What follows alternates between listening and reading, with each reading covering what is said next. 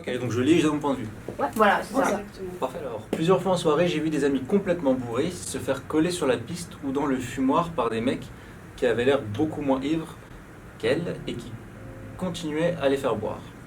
C'était très malsain, comme s'ils profitaient de leur faiblesse. J'ai dû m'interposer, parfois un peu violemment, pour qu'ils les lâchent et que je puisse m'occuper d'elles. Personnellement, je trouve ça insoutenable. C'est des situations qu'on voit souvent, des gens qui profitent de ces moments-là et qui n'hésitent pas aussi à faire boire, c'est vrai. On s'attend pas à voir ce genre de choses. Des études. Je me suis déjà fait traiter de salope parce que je n'ai pas voulu choper quelqu'un en soirée. C'est moche. Je vois pas comment tu peux traiter quelqu'un de salope parce qu'elle n'a pas voulu pécho quelqu'un.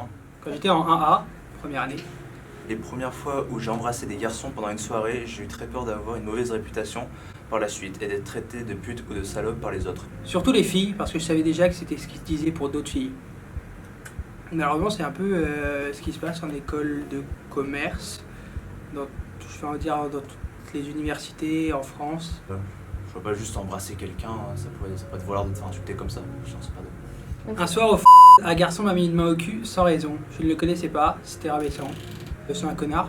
Je pense pas que l'alcool soit comment dire, un dénominateur qui permet ce genre de choses. Soirée d'intégration. Un mec totalement bourré avait essayé de me toucher les seins en me bloquant contre une barrière. J'avais quand même réussi à m'en aller sans qu'il y arrive. Mais j'ai été choqué que cela arrive dès ma première soirée. Ouais, j'accepte pas du tout ce comportement, enfin je sais pas quoi dire d'autre, mais... Bon, y a pas de juste toucher les seins. Quelle image ça donne quand c'est une soirée d'inté, quoi. Putain, ça va être quoi les 4 prochaines années, quoi. Vivement la suite.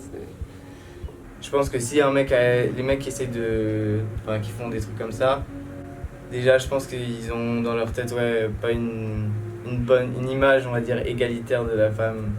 Si je me retrouve dans cette situation-là où un gars que je connais est complètement torché, on est tous les deux en 2e année, le mec est complètement torché et essaie de toucher les seins d'une meuf, j'attrape le gars, je le sors de là, je vais voir la fille, je m'excuse de la part du garçon, je lui dis que on fera en sorte que ça ne se reproduise pas, que c'est pas un comportement habituel. Pour changer ça, ça veut dire que c'est un long processus, c'est au niveau de toutes les mentalités, des consciences et... Un jour, j'ai argumenté pendant une bonne trentaine de minutes avec un garçon pour lui faire comprendre que je n'allais pas rentrer chez lui et qu'il n'allait pas venir chez moi et j'avais tout à fait le droit de rentrer seul. C'était très énervant et sur le moment, je me suis demandé s'il allait me lâcher ou pas. Je me sentais en insécurité. De ce qu'on me raconte, ça arrive souvent chez les femmes. C'est toujours choquant qu'elle doit argumenter et tout. Les hommes, on va dire, ont cette assurance à vouloir toujours montrer plus et à draguer et n'importe où et n'importe quand. Alors que la femme, des fois, n'a pas envie... L'année dernière, je me suis fait retrouver à me faire embrasser par un gars que je ne connaissais pas du tout et à qui j'avais juste demandé une clope, rien de plus. Après un moment de surprise, j'ai essayé de le repousser, mais il m'a carrément plaqué contre le mur de façon à ce que je ne puisse presque plus bouger. J'ai regardé autour de moi et personne n'a semblé vouloir m'aider alors que j'étais visiblement en difficulté pour le repousser et le tenir éloigné. Au final, j'ai dû le pousser très violemment pour pouvoir sortir de son étreinte. Cette situation, je pense qu'elle n'est pas du tout anodine. On va dire que les gens bougent rarement quand il se passe que ce soit dans cette situation ou d'autres.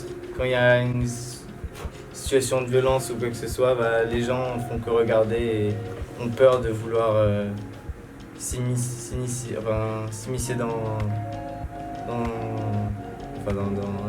dans des situations comme ça, quoi.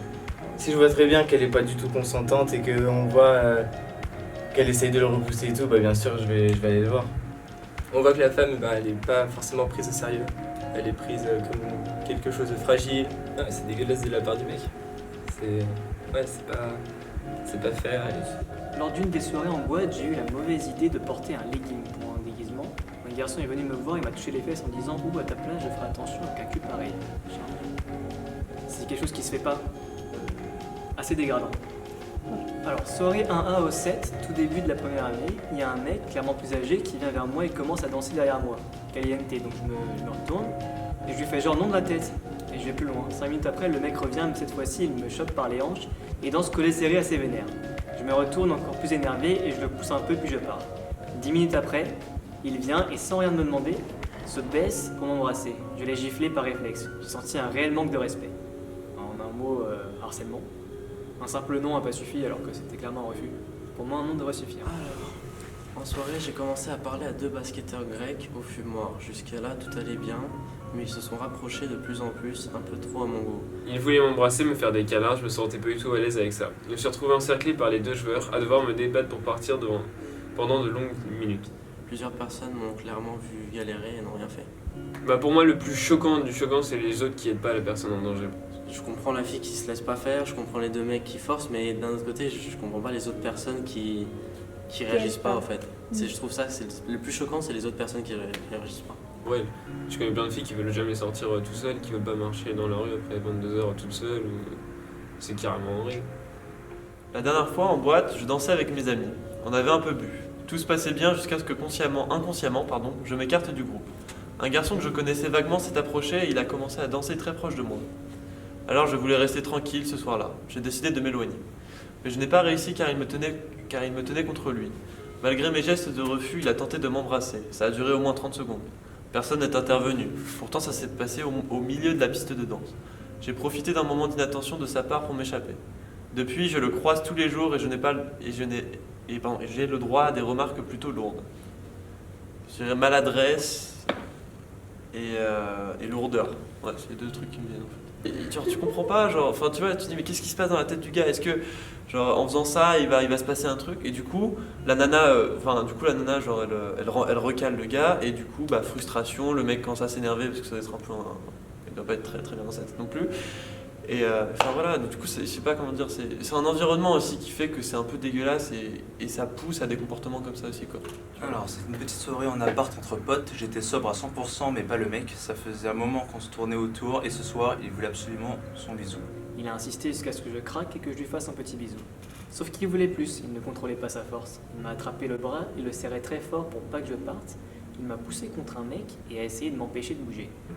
J'ai réussi à m'échapper mais il a continué à vraiment insister à me serrer de plus en plus fort le bras, à me tirer les vêtements. Et je continue à lui dire stop, arrête, tu as trop bu, ça sert à rien, stop encore et encore. Il a mis sa main sur ma gorge et m'a étranglé 2-3 secondes, puis m'a mordu. Je me suis débattu et écarté, il a commencé à se calmer et je suis parti vite. J'ai pris mes distances et il s'est excusé 2 semaines après. C'est clairement pas normal. C'est vraiment aller au-delà du simple fait du jeu, ou du petit jeu d'amourette. Faut juste essayer de se contrôler parce que là, on parle comme d'étrangler quelqu'un. Et il a usé de la violence pour avoir ce qu'il voulait. La violence envers les femmes, elle peut se retrouver un peu partout, que ce soit dans des milieux un peu moins favorisés que dans des milieux comme... Soirée bien arrosée. Un pote devait dormir chez moi pour ne pas rentrer sur Paris. On boit bien, on danse, on rentre et on finit dans le lit. Mais conscience de ne pas être protégé du tout, je lui ai dit stop. Je me souviens l'avoir dit 5 fois. Et après, je me souviens plus de rien. Il me dit le lendemain normal, j'espère que tu prends la pilule. C'est horrible de se dire que t'as beau dire non 5 fois à un pote, tu découvres quand même le lendemain qu'il a abusé de toi et qu'il te laisse seul dans ta merde. Tout en disant après, je suis désolé. Tout ce que je peux te dire, c'est qu'on a passé un bon moment ensemble. Et en te disant que c'était quand même de ta faute parce que tu m'excitais. Ah, c'est pas beau là. Ah, c'est pas beau du tout là. C'est chaud. C'est vraiment un peu grave, tu vois, surtout un pote, tu vois, c'est ça que quelqu'un t'es censé avoir confiance, tu vois, et finalement tu te retrouves dans un truc où les mecs ont juste abusé de ta confiance, de physiquement de toi, donc ouais, c'est dégueulasse.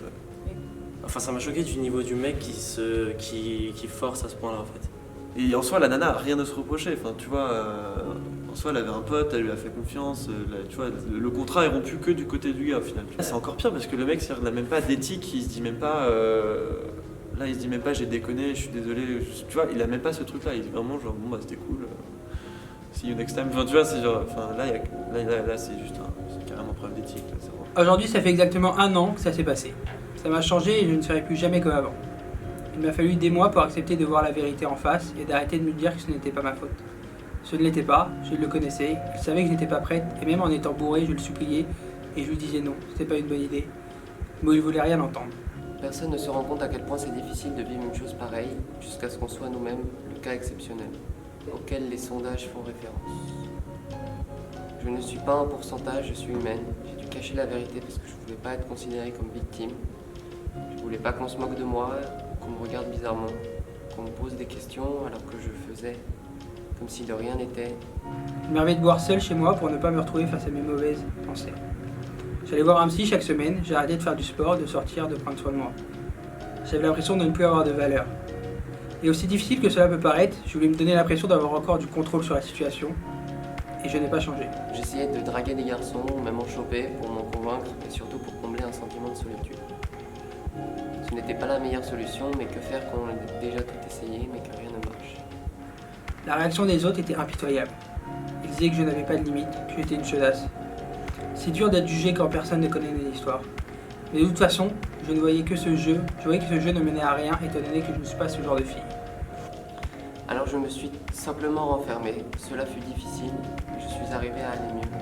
Et même si j'ai ce picotement au cœur aujourd'hui, ce message est ma contribution à ce combat qu'on mène. Des filles ont besoin de nous. Si j'ai bien compris ce que je viens de lire, donc là, il s'agit d'une fille à qui il est arrivé quelque chose de relativement grave.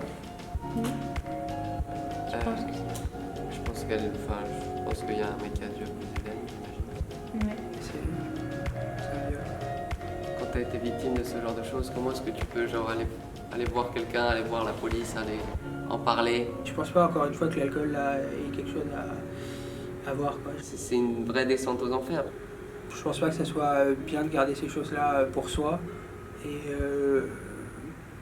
le mieux c'est d'en parler et surtout de ne pas intérioriser tout ça parce que ça fait mal de garder ces choses comme ça. Même la réaction, tu vois, c'est difficile pour toi qui entends ça de ressentir quelque chose d'autre que la colère envers la personne qui a commis ça et puis quelque chose une sorte de pitié envers la victime, mais je pense que personne veut ça, personne veut de la pitié des autres, c'est affreux. Ça peut être mes potes et c'est encore plus grave parce que c'est compliqué de